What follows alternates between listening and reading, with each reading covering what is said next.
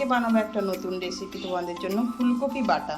তো তার জন্য ফুলকপিটাকে আমি প্রথমে ছোট ছোট করে কেটে আমি একটুখানি গরম জল দিয়ে ভাপিয়ে নিয়েছি, দিয়ে এটাকে একটা ঝুড়িতে রেখে দিয়েছি যাতে জলটা ভালো করে ঝরে যায়।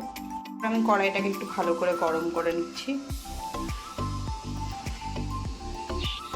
কড়াই গরম হয়ে গেলে তার উপরে দিয়ে দিচ্ছি সরষের তেল।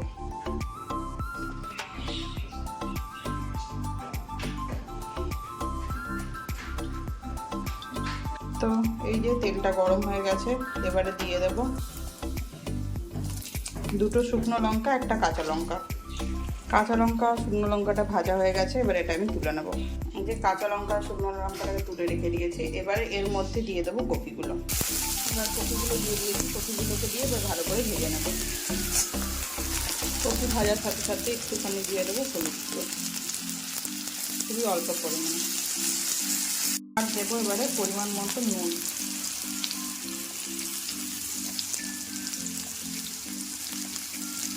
তাতে ফুলকপিগুলো খুব ভালো করে ভাজা হয়ে গেছে, এবার আমি ফুলকপিগুলোকে তুলে নেব। এবারে এই তেলের মধ্যেই আমি দিয়ে দেবো পেঁয়াজ কুচি, আর দিয়ে দেবো কটা ছাড়ানো গোটা রসুন,